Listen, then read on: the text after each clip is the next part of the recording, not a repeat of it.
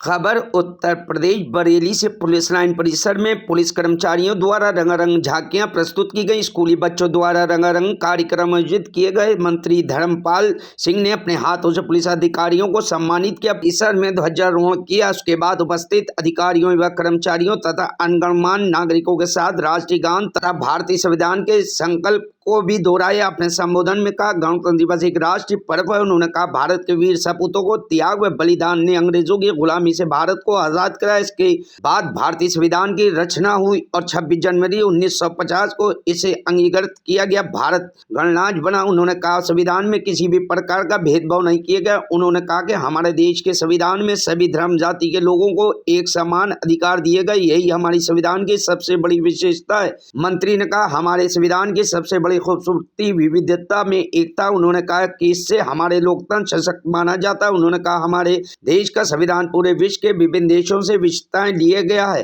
जिसके चलते विश्व का लिखित सबसे बड़ा संविधान है। उन्होंने कहा कि हमारा संविधान में सामाजिक आर्थिक न्याय के साथ साथ धार्मिक स्वतंत्रता की बात की गई। उन्होंने कहा, इसी संविधान मूल्यों के तहत राजनीतिक आर्थिक तकनीकी के विकास की महत्वपूर्ण। उन्होंने कहा कि आज भारत की बातें दुनिया के मंचों पर सुनी जाती तथा भारत विश्व राजनीति में महत्वपूर्ण भूमिका निभा रहा है। ये ताकत हमको भारतीय संविधान से मिलता है। इस अवसर पर जिलाधिकारी प्रशासन श्रीमती रितु पूनिया, पुलिस अधीक्षक अखिलेश चौरसिया, पर पुलिस अधीक्षक राकेश कुमार सिंह, एक स्तर पर अधिकारी कर्मचारी तथा समाज सेवी आदि उपस्थित रहे।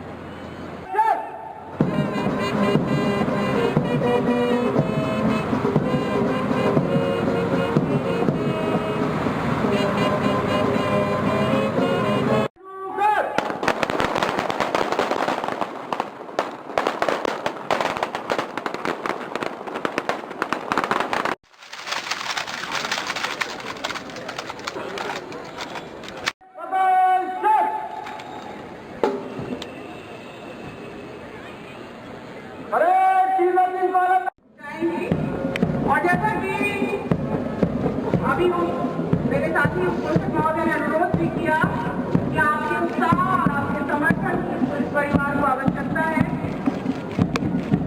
कदम से कदम बढ़ाएगा, एक सुर है, इस देश की शान है। इसीलिए तो मेरा भारत सबसे महान है, सबसे महान है। भिन्न भिन्न परिधानों में सजी ये पुलिस की टुकड़ियां अनेकता में एकता का पाठ यहाँ पे पड़ा नहीं है। ये भिन्न भिन्न प्रांतों, जनपदों, गांव तथा भिन्न देश की अस्मिता को अक्षुण्ण बनाए रखा। नमन करते हैं उन वीर सिपाही बहादुरों को जो अपने कर्तव्य पथ पर अपने प्राणों की आहुति देकर एक मिसाल कायम की है। आज हमको आजाद पूरे 75 साल पूरे हो चुके हैं। दुनिया में हम अकेले ऐसे हैं जिन्होंने सिविल संसाधनों के बावजूद इन 75 सालों में किसानी लाइफ की है। हमें अपनी लक्ष्यों में आकाश भरा अभिमान है, जिससे हमारी प्राथमिक उड़ान है। इस अमृत का जो कि अमृत काल चल रहा है, इसमें इस अमृत काल में हमारा एक ही संकल्प होना चाहिए। टोली सीपी थाना जाट परीक्षा सिद्धि सत्येंद्र कुमार के नेतृत्व में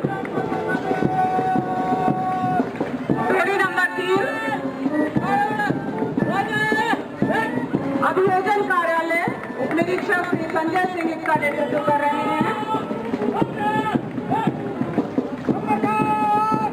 और इसके बाद टोली नंबर 4 पुलिस कार्यालय के उप निरीक्षक श्री नवीन कुमार के नेतृत्व में।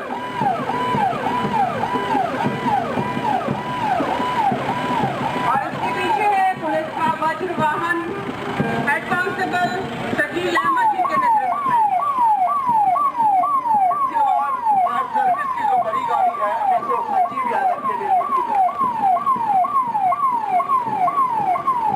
आदरणीय महानुभाव, पत्रकार मित्रों, सभी दर्शक बहनों भाइयों,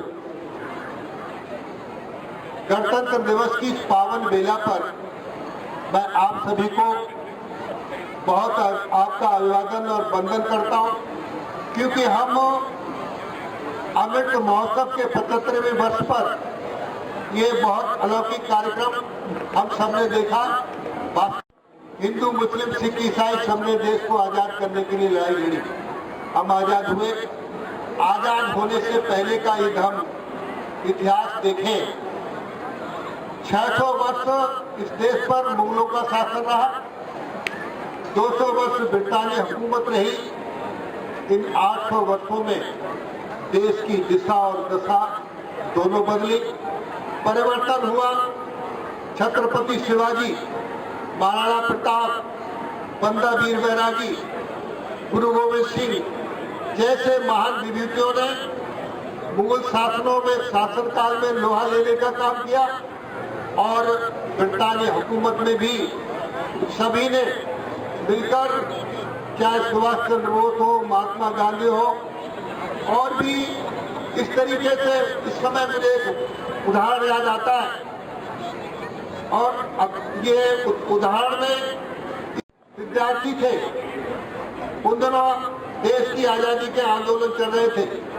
अशफाक उल्लाह खां विद्यालय में ही आंदोलन की लड़ाई लड़ने के लिए, देश को आजाद कराने के लिए कार्यक्रम रखते थे।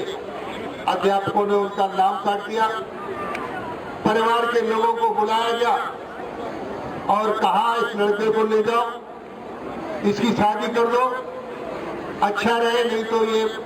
लेकिन अशफाक उल्लाह खां अपनी अनवरत मातृभूमि की तपस्या में लगे रहे। अंग्रेजों ने एक दिन गिरफ्तार कर लिया। आंदोलन में भाग लेते समय जब उनको फांसी की सजा अंग्रेजों ने दी, ऐसे ही खुले मैदान में उन्हें लाया गया फांसी पर। तो अशफाक उल्लाह खां जब फांसी पर। Bureau report, news hub Bharat.